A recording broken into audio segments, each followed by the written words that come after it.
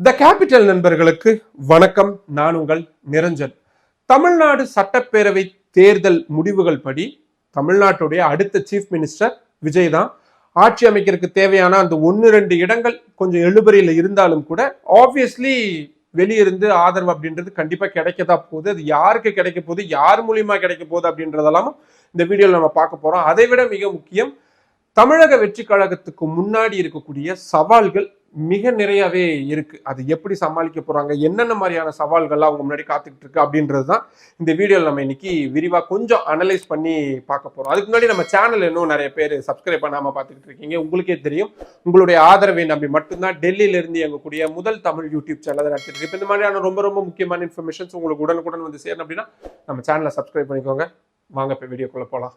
நான் நார்த் இந்தியாவில் டெல்லியில தான் ஜேர்னலிஸ்டா ஒர்க் பண்ணிட்டு இருக்கிறேன் அப்படின்றதுனால தமிழ்நாடு எலெக்ஷன் அனௌன்ஸ்மெண்ட் வர்றதுக்கு முன்னாடியும் சரி, அதுக்கப்புறமும் சரி, வாக்குப்பதிவு நடந்த அன்னைக்கும் சரி, வாக்கு எண்ணிக்கை நடக்கிற இன்னைக்கும் சரி, எனக்கு இருக்கக்கூடிய நார்த் இந்தியன் ஜேர்னலிஸ்ட் ஃப்ரெண்ட்ஸ் எல்லாருமே கேட்கறது தமிழ்நாட்டில் என்ன ஆக போகுது. ஏன்னா அவங்க பயங்கர ஆர்வமா எதிர்பார்க்குறாங்க. இந்த ஆர்வத்துக்கான காரணம் நார்த் இந்தியாவுக்கும் தமிழ்நாட்டுக்கும் இருக்கக்கூடிய அரசியல் அப்படின்றது பெரிய முரண்பாடு கொண்டது. நீங்க நார்த் இந்தியால நடிகர்கள் இல்லாட்டி திரைத்துறையை சார்ந்தவர்கள் ஒரு கட்சி தொடங்கி அவங்க ஆட்சிக்கு வர்றது அப்படின்றது பெரிய அளவுல இல்லை அப்படின்னே நம்ம சொல்லலாம். நடிகர்கள் அரசியலுக்கு வந்தாலும் கூட பாஜகலயோ, சமாஜ்வாதி பார்ட்டிலயோ, திரிணாமுல் காங்கிரஸ்லயோ, பாஜகலயோ, இந்த மாதிரி இந்த பெரிய கட்சிகள்ல பங்கெடுத்து அவங்க ஒரு எம்எல்ஏவோ இல்ல சட்டமன்ற உறுப்பினராவோ இல்லாட்டி ஒரு அமைச்சராவோ ஆவாங்களே தவிர, தனிப்பட்ட முறையில ஒரு கட்சியை தொடங்கி ஒரு மாநிலத்தை லீட் பண்ணக்கூடிய அந்த இடத்துக்கு நடிகர்கள் வரமாட்டாங்க. நீங்க உத்தரப்பிரதேசத்துல எடுத்துக்கோங்க, நடிகர்கள் யாராவது கட்சி தலைவர்களா இருக்காங்களா? முலாயம் சிங் யாதவ், அவருடைய மகன் அகிலேஷ் யாதவ், காங்கிரஸ் கட்சி, பாஜக, இப்படின்னு எல்லாருமே அவங்களுடைய கொள்கை சார்ந்த ஒரு அரசியல் நகர்வை கொண்டு போறவங்க தான். பீகார் மாநிலத்தை எடுத்துக்கோங்க, நிதிஷ்குமார், லாலு பிரசாத் யாதவ், தேஜஸ்வி யாதவ், இப்போ வந்திருக்கக்கூடிய பாஜகவுடைய சாம்ராட், இப்படின்னு எல்லாருமே அரசியல் பின்னணி கொண்டவர்களா தான் இருப்பாங்க. மத்திய பிரதேஷ் சிவராஜ் சிங் சௌஹான், கமல்நாத் அப்படின்னு நம்ம சொல்லிக்கிட்டே போலாம். ராஜஸ்தான்ல ராஜ பரம்பரையை சேர்ந்த வசுந்தரா ராஜே, இப்போ முதல்வராக இருக்கக்கூடியவர், அதே மாதிரி அசோக் கெலாட் ஆகட்டும், சச்சின் பைலட் காங்கிரஸ்ல இருந்து, இவங்க எல்லாருமே அரசியல் பின்புலம் கொண்டவங்களா இருப்பாங்க. ஒட்டுமொத்த நார்த் இந்தியாவிலுமே இந்த மாதிரியான அவங்க மண்ணில இருந்து வந்த, போராட்ட காலத்திலிருந்து வந்த, ஒடுக்குமுறைகளுக்கு ஆளாகி அதுல இருந்து கிளர்ந்திருந்து வந்த இப்படியான சமூகத்தை சேர்ந்தவங்களா இருப்பாங்க. உதாரணத்துக்கு மாயாவதி எடுத்துக்கலாம். அவங்க ஒரு தலித் சமூகத்தை சேர்ந்தவங்க, ஆணாதிக்கம் கோலோச்சக்கூடிய உத்தரப்பிரதேச மாநிலத்துடைய முதல்வரா வந்தாங்க அப்படின்னா அவங்க எந்த அளவுக்கு வீரியத்தோட இருந்திருப்பாங்க. மேற்கு வங்க மாநிலத்துல மம்தா பானர்ஜி எடுத்துக்கோங்க. அவங்களுக்கு என்ன அரசியல், என்ன சினிமா பின்புலம் இருக்கு? அவங்க கொள்கை ரீதியில கம்யூனிஸ்டுகளை எதிர்த்து, காங்கிரஸ் கட்சியை எதிர்த்து, இப்ப பாஜகவை எதிர்த்து அவங்க அங்க அரசியல் அப்படின்றது செஞ்சுட்டு இருக்காங்க. நீங்க அப்படியே இந்த சினாரியாவை தென்னிந்தியாவுக்கு ஒப்பிடுங்களேன்.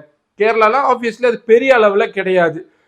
கம்யூனிஸ்டுகள் இருப்பாங்க, காங்கிரஸ் இருப்பாங்க, சித்தாந்த ரீதியில அவங்க மோதிக்கக்கூடியவங்களா இருப்பாங்க. நடிகர்கள் இருந்தாலும் இந்த கட்சியில இருந்து இயங்குவாங்களே தவிர முதல்வர் நாற்காலிக்கு நடிகர்கள் போக முடியாது. ஃபைன். கர்நாடகால ராஜ்குமார் இருந்த வரைக்கும் அந்த நிலை அப்படின்றது இருந்தது. அதுக்கப்புறமா குமாரசாமி, தேவகவுடா, பசவராஜ் பொம்மை ஃபேமிலி, இப்படின்னு அவங்க அந்த வழியில முழுக்க முழுக்க கட்சி சார்ந்த, கொள்கை சார்ந்த விஷயங்களா போயிட்டாங்க. நீங்க அப்படியே இந்த பக்கம் வந்தீங்கன்னா நம்மளுடைய பார்டரா இருக்கக்கூடிய தெலங்கானா, ஆந்திரா, ஒருங்கிணைந்த ஆந்திராவா இருந்தப்போ என்டிஆர் குடும்பமாகட்டும், அதுக்கு பின்னாடி இருந்தவங்களுடைய அந்த அரசியல் ஆதிக்கம் சினிமா துறையை சேர்ந்தவங்க அதிகமா இருந்தது. கொஞ்ச நாள் அது இடைவெளி இருந்தது. பவன் கல்யாண் வந்ததுக்கு அப்புறமா மீண்டும் வந்தது. தெலங்கானால கிட்டத்தட்ட அப்படி கிடையாது. ஸோ ஆந்திரால தான் அதிக அளவில் இருக்கு.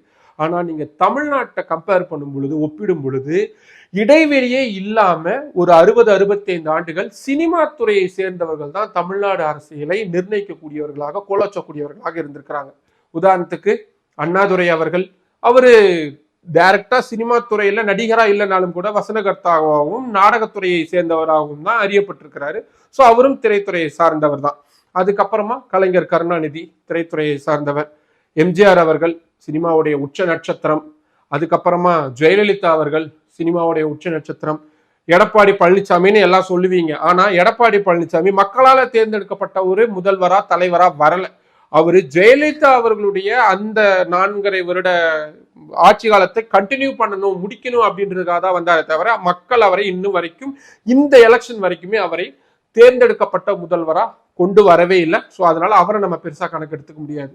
MK ஸ்டாலின் அவர்கள் அப்கோர்ஸ் திரைத்துறை அப்படின்றது பின்னணியில் இருக்கு. ஏன்னா அவர் பையன் பட ப்ரொடக்ஷன் பண்றதுல இருந்து எல்லாமே இருக்கு.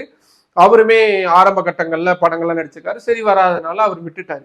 இருந்தாலும் அவருக்கும் ஏதோ ஒரு வகையில திரைத்துறை பின்னணி அப்படின்றது இருக்கு. உதயநிதி ஸ்டாலினுக்கு ஆப்வியஸ்லி சொல்லவே வேண்டாம். இப்போ அந்த கண்டினியூட்டி அப்படின்றது தாவேகா வந்ததுக்கு அப்புறமா, விஜய் அவர்கள் வந்ததுக்கு அப்புறமா மீண்டும் ஒரு 5 ஆண்டுகள் அப்படின்றது தொடருது. இதுதான் நார்த் இந்தியாவில் இருக்கக்கூடிய என்னோட ஃப்ரெண்ட்ஸுக்கு இருக்கக்கூடிய சந்தேகம். அது எப்படி ஒரு பேசிக்கான கோர் கொள்கை சார்ந்த விஷயங்கள், சரி அவங்க வந்ததுக்கு அப்புறம் அவங்க கொள்கையை எப்படி இம்ப்ளிமெண்ட் பண்றாங்கன்றது வேற.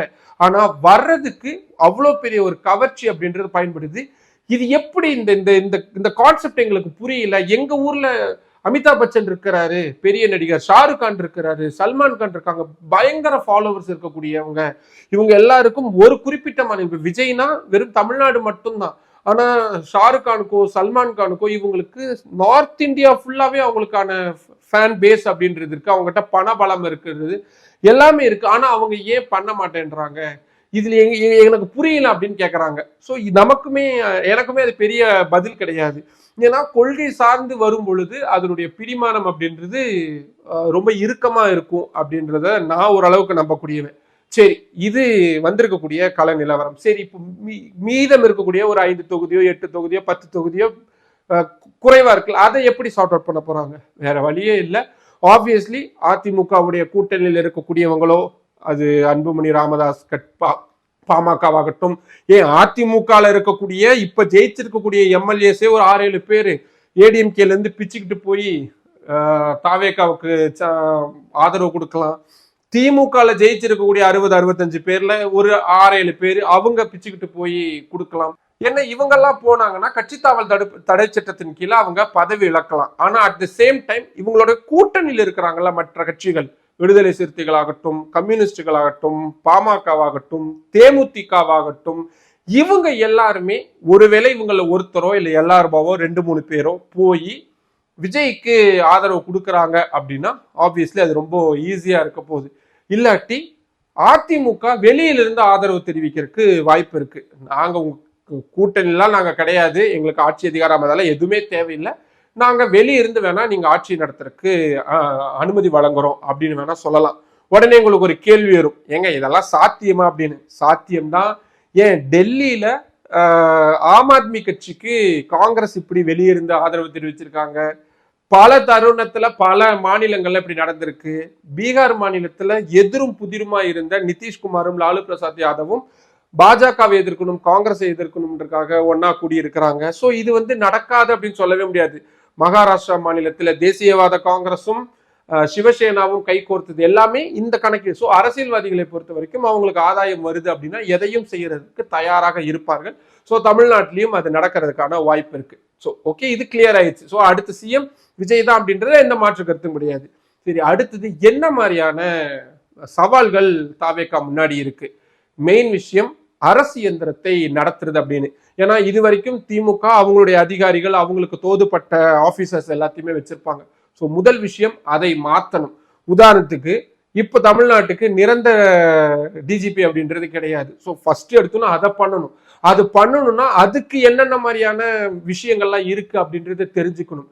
ரெண்டாவது ஹைகோர்ட் ஆகட்டும், சுப்ரீம் கோர்ட் ஆகட்டும், இங்கெல்லாம் அட்வொகேட்ஸ் டீம் அப்படின்றத இம்மீடியட்டா அவங்க பிளேஸ் பண்ணணும். ஏன்னா இதெல்லாம் தான் ரொம்ப ரொம்ப முக்கியம். அடுத்தது அமைச்சரவை விரிவாக்கம். ஏற்கனவே நமக்கு தெரியும் தமிழக வெற்றி கழகத்துல நிறுத்தப்பட்ட வேட்பாளர்கள்ல சரிபாதியானவங்க வேற கட்சிகள்ல இருந்து வந்தவங்க.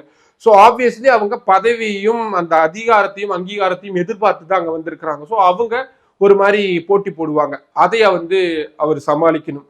அடுத்தது இது வரைக்கும் திமுக ஆட்சியில சட்டம் ஒழுங்கு சரியில்லை, பெண்களுக்கான பாதுகாப்பு சரியில்லை அப்படின்றத விஜயுடைய அடிப்படை விஷயமாவே இருந்துகிட்டு இருந்துச்சு. இனி நாளையிலிருந்து நாளை மறுநாள்ல இருந்து இல்ல ஒரு 6 மாதம் கழிச்சோ ஒரு 3 மாதம் கழிச்சோ தமிழ்நாட்டில் இப்படியான ஒரு சம்பவம் நடக்குது, ஒரு சம்பவமோ 2 சம்பவமோ நடக்குதுன்னா இம்மிடியட்டா கொஸ்டின் பண்ண வேண்டியது விஜய் அவர்கள் தான் இருக்கும். ஆனா விஜய் அவர்கள் வெளியே பத்திரிகையாளர்களையோ இல்லாட்டி பொதுமக்களுடைய கேள்விகளுக்கு பதில் சொல்வாரா அப்படின்னா அது சந்தேகத்துக்குரிய விஷயம் தான். ஏன்னா அவர் அரசியல் அதிகாரத்திற்கு வர்றதுக்கு முன்னாடியே கரூர் துயர சம்பவமாகட்டும், பல தருணங்கள்ல அவர் எதுக்குமே இந்த மாதிரி வந்ததே கிடையாது. கிட்டத்தட்ட ஜெயலலிதா அவர்கள் பத்திரிகைகளை இல்லாட்டி ஊடகங்களை ஒதுக்கி வைத்தது மாதிரியான, கேள்விகளுக்கு இடம் கொடுக்காத ஒரு இடத்துல இருக்கிற மாதிரியான ஒரு ஆட்சியாளராக தான் ஜெயலலிதா இருந்தாங்க. இப்ப இருக்கக்கூடிய பிரதமர் நரேந்திர மோடி விமர்சனங்கள் எதையும் ஏற்றுக்கொள்ளாத ஒரு தலைவராக தான் அறியப்பட்டுக்கிட்டு இருக்கிறாரு. ஸோ அதே மாதிரியான பாணியில விஜய் அவர்கள் தொடருவாரா அப்படின்றதெல்லாம் அவர் முன்னாடி இருக்கக்கூடிய மிக முக்கியமான சவால்களா இருக்கு. ஒட்டு மொத்தத்துல தமிழ்நாடு மக்கள், குறிப்பா இளைய தலைமுறையினரும் சரி, அதே மாதிரி பெண்களும் சரி, பெரிய அளவுல நம்பி, ஏன்னா கிடைச்சிருக்கக்கூடிய வாக்கு சதவீதம் அப்படின்றது ஹிஸ்டாரிக் வாக்கு சதவிகிதம் 30-35% வாக்குகள் அப்படின்றது எம்ஜிஆர் அவர்கள் கட்சி தொடங்கினப்ப வெறும் 33% வாக்குகள் தான் வாங்கியிருந்தாரு. எனக்கு தெரிஞ்சு இப்ப இந்த கணக்குப்படி பார்த்தா எம்ஜிஆர் வாங்கினதை விட அதிக அளவுல வாங்கியிருக்காங்க. ஸோ எம்ஜிஆரை நம்பினதை விட விஜய் அவர்களை தமிழ்நாடு மக்கள் அதிகமா நம்பி இருக்கிறாங்க. அந்த மக்கள் அவங்க வச்சிருக்கக்கூடிய நம்பிக்கையை பொய்த்து போகாம இருக்கக்கூடிய வேலைகள்ல அதற்கான ஆட்சியை செய்ய வேண்டிய விஷயம் விஜய் அவர்கள் கையில தான் இருக்கு. எப்படி செய்ய போறாரு? ஏற்கனவே தமிழ்நாடு பின்தங்கிய மாநிலமா இருந்து அதை முன்னேற்றி கொண்டு போறதுக்கு திட்டங்கள் வகுக்கணும் அப்படின்னா ஓகே. ஆனா ஏற்கனவே ஒரு முன்னேறின மாநிலமா தான் தமிழ்நாடு இருக்கு. ஏற்கனவே இருந்த திராவிட கட்சிகள் வகுத்து இருக்கக்கூடிய அந்த லெகசியை கண்டினியூ பண்ண வேண்டிய ஒரு தேவை, ஒரு இடம் அப்படின்றது விஜய் அவர்களுக்கு ஏற்பட்டிருக்கு. எப்படி செய்ய போறாரு அப்படின்றத பார்க்க வேண்டியது இருக்கு. வரக்கூடிய நாட்கள் பயங்கர இன்ட்ரெஸ்டிங்கா இருக்க போது, ரொம்ப நுணுக்கமா நம்ம இது எல்லாத்தையுமே பார்க்க வேண்டிய விஷயமா இருக்கு. அடுத்த வீடியோல முடிஞ்சா திராவிட கட்சிகள் எங்கு சறுக்குனாங்க அப்படின்றத பத்தியும் கொஞ்சம் அனலைஸ் பண்ணி நம்ம தனி வீடியோவும் பார்க்கலாம். இப்போ ஒட்டு மொத்தத்துல விஜய் அவர்களுக்கு கிடைச்சிருக்கக்கூடிய இந்த வெற்றி அப்படின்றது எப்படி பாக்குறீங்க? அவர் வருங்காலத்துல எப்படி எல்லாம் நடந்துக்கணும்னு நீங்க நினைக்கிறீங்க? இம்மீடியட்டான ஒரு ஆக்ஷனா அவர் என்ன எடுப்பாருன்னு உங்களுக்கு எதிர்பார்க்கப்படுது? உங்களுடைய கருத்துக்கள் எதுவாக இருந்தாலும் அதை கீழே கமெண்ட் பாக்ஸ்ல சொல்லுங்க. மற்றும் ஒரு வீடியோவில் சந்திக்கலாம். நன்றி.